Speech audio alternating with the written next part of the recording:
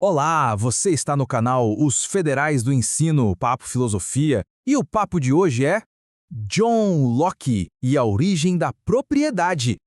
E se... E se os direitos mais básicos de uma pessoa já existissem, muito antes de qualquer governo ou lei sequer ser inventado? Parece uma ideia maluca, né? Mas é exatamente essa provocação que o filósofo John Locke faz. Ele nos chama para uma viagem no tempo, para imaginar como seria a vida antes de... Bom, antes de tudo. Antes das leis, dos políticos, de qualquer tipo de organização. Ele chamou isso de estado de natureza. Então, bora mergulhar nessa ideia. E aí que tá. Para Locke, nesse tal estado de natureza, o cenário era o seguinte: todo mundo era livre, todo mundo era igual. Ponto.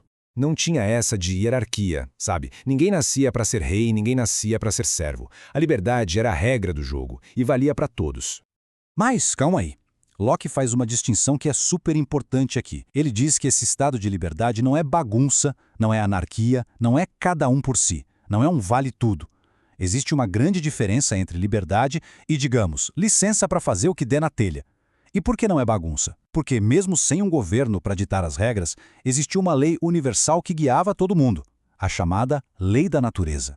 Tá, e o que essa tal de lei da natureza diz afinal? É até bem simples se a gente parar para pensar. É uma lei baseada na razão. Ela diz o seguinte: se somos todos iguais, ninguém tem o direito de prejudicar o outro, seja na vida, na saúde, na liberdade ou nas posses. Faz sentido, né? Mas aqui vem o pulo do gato, a parte mais doida. Essa lei não diz só que a gente não pode tirar os direitos dos outros. Ela diz que a gente também não pode abrir mão dos nossos próprios direitos. Para Locke, isso acontece porque, no fundo, a gente é propriedade de Deus, nosso Criador. E ninguém pode sair por aí destruindo a propriedade de Deus, seja a vida de outra pessoa ou a sua própria vida. E essa ideia de que a gente nem pode abrir mão dos nossos próprios direitos, nos leva a um dos conceitos mais fortes e até meio paradoxais do Locke, a de que nossos direitos fundamentais são inalienáveis. E olha, essa ideia não ficou só no papel, não.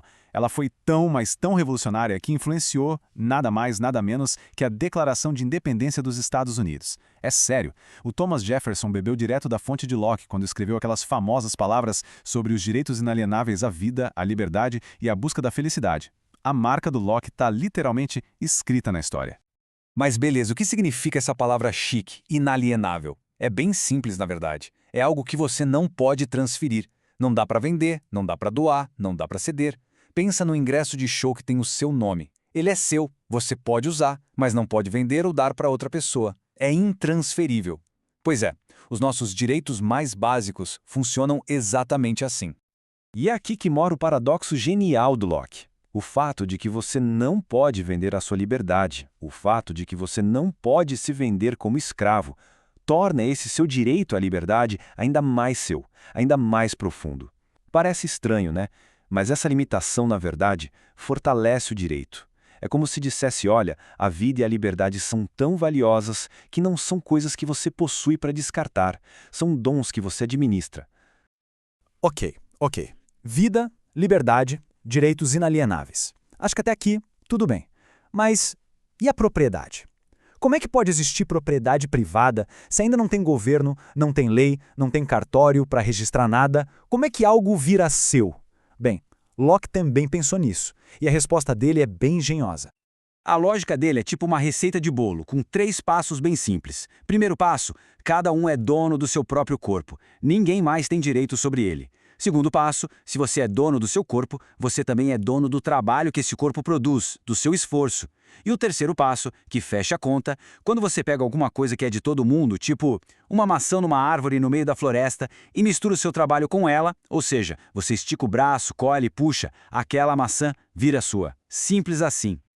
Ah, mas tem um porém, e é um porém gigante. O Locke coloca uma condição fundamental para isso funcionar. Você só pode pegar alguma coisa da natureza se sobrar o suficiente e de mesma qualidade para os outros. Ou seja, voltando ao exemplo da maçã, você pode pegar para comer, mas não pode pegar todas as maçãs da floresta e deixar todo mundo passando fome. Tem que ter bom senso, né?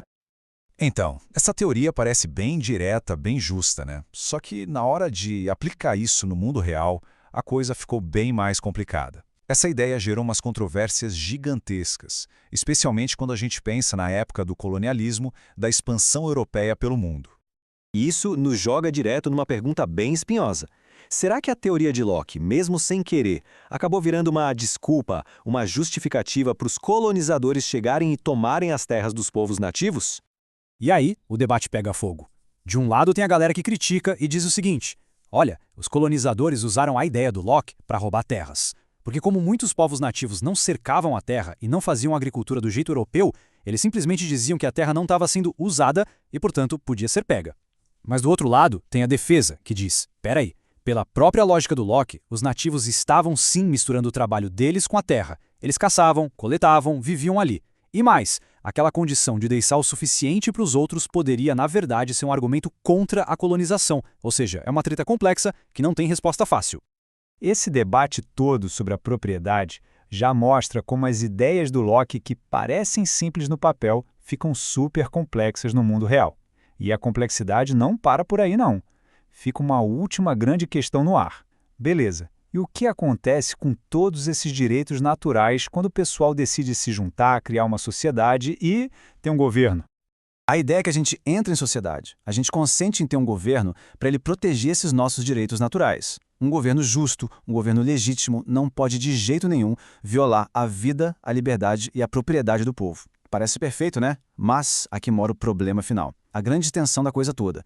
Porque, apesar do governo existir para proteger esses direitos, é o próprio governo que acaba definindo na prática o que cada direito significa. Onde começa e termina a propriedade? Quais são os limites da liberdade? E é essa pergunta que fica, uma pergunta que ecoa, até hoje, em qualquer debate sobre política, sobre justiça. Se os nossos direitos mais importantes são naturais, se eles vêm antes de qualquer lei, qual deveria ser o limite do poder do governo na hora de definir e regular esses mesmos direitos? O Locke não deixou uma resposta pronta para a gente, mas ele nos deu as ferramentas perfeitas para a gente nunca parar de fazer essa pergunta. Federais do Ensino, um papo melhor para o mundo melhor. Produzido por J. Nascimento. Se você gostou deste conteúdo, deixe seu like e siga as nossas redes sociais. Federais do Ensino, papofilosofia@gmail.com.